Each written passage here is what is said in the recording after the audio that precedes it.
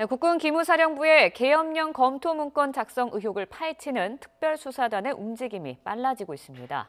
기무사 계엄 문건 TF의 책임자인 소강원 참모장을 소환 조사하는 동시에 세월호 유족 사찰 의혹을 확인하기 위한 추가 압수수색도 진행하고 있습니다. 취재기자 연결합니다. 강정규 기자. 네, 국방부입니다. 네, 소강원 참모장은 수사 개시 전부터 주요 조사 대상으로 거론되어 온 인물인데요. 지금 특별수사단에 출두했나요? 네, 소강원 참모장은 소환 예정 시간인 오후 2시보다 10분 정도 빨리 국방부 검찰단 본관에 출두했습니다. 소 참모장은 한민구 전 국방부 장관이 문건 작성을 지시했느냐는 기자들의 질문에 모든 것은 검찰 조사에서 성실히 밝히겠다는 대답을 반복한 뒤 조사실로 향했습니다. 현재 소 참모장은 4층 진술 녹화실에서 피의자 신분으로 조사를 받고 있는데요. 소 참모장에게 적용된 혐의는 직권남용 권리행사 방해죄입니다. 기무사의 계엄 검토 문건 작성을 정상적인 업무 범위에서 벗어난 위법 행위로 판단한 건데요. 그러나 일각에서 제기하는 군형법상 정치관여죄나 반란 예비음모죄 등은 적용되지 않았습니다. 영장에 혐의점을 적시하면 조사를 거쳐 기소 여부를 최종 판단해줘야 하기 때문에 최소한의 혐의만 적용했을 거라는 게 법조계의 설명입니다.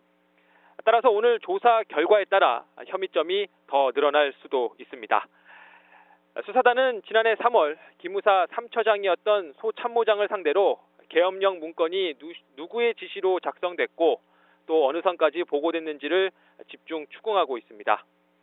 기무사 계엄 문건 작성을 위해 구성했던 태스크포스는 15명이었던 걸로 알려졌는데요. 그동안 실무자들에 대한 소환 조사와 전방위 압수수색이 이루어졌고 어제는 장성급인 기우진 5처장을 소환해 오늘 새벽 4시까지 약 8시간 동안 조사를 했습니다. 오늘 소 참모장에 대한 소환 조사로 기무사 계엄 TF에 발을 담근 현역들에 대한 수사는 일단락될 것으로 보이는데요. 국방부는 공정한 수사 여건을 보장하기 위해 피의자 신분으로 전환된 소강원 참모장과 기우진 5처장을 오늘부로 직무에서 배제하기로 했다고 밝혔습니다. 네, 그동안은 계엄 문건 중심으로 수사가 진행돼 왔는데 오늘부터는 세월호 유족 사찰 의혹에 대한 수사도 본격화되는 모습이라고요. 네, 특별수사단은 어제에 이어 오늘도 기무사에 대한 압수수색을 이어가고 있습니다. 오늘 오전 10시부터 경기도 과천의 기무사령부와 경기 호남 지역의 일선 기무부대로 수사팀을 파견해 증거물을 확보하고 있는데요.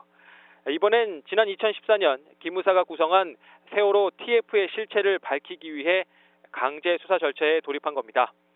당시 TF의 인원이 60명에 달했던 만큼 압수수색은 광범위하게 이루어지고 있습니다.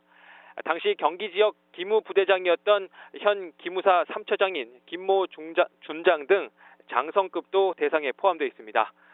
오늘 소환 조사를 받고 있는 소강원 참모장도 세월호 참사 당시 호남 지역 기무부대장으로 세월호 TF에 참여한 것으로 알려졌습니다. 기무사는 세월호 참사 직후인 2014년 4월 28일 TF를 구성해 약 6개월 동안 활동했습니다. 유가족의 출신과 성향을 조사하고 세월호 집회에 대항한 보수단체의 맞불 시위를 지원하는 등 세월호 참사에 깊숙이 개입한 정황이 문건을 통해 공개되기도 했는데요. 수사단은 압수물 분석을 거친 뒤 관련자 소환에 나설 예정입니다. 또 당시 이재수 기무사령관과 세월호 TF장 등 중요 수사 대상자들이 지금은 민간인 신분인 만큼 향후 수사는 서울 동부지검에 꾸려진 합동수사단에서 진행하게 될 것으로 보입니다. 지금까지 국방부에서 YTN 강정규입니다.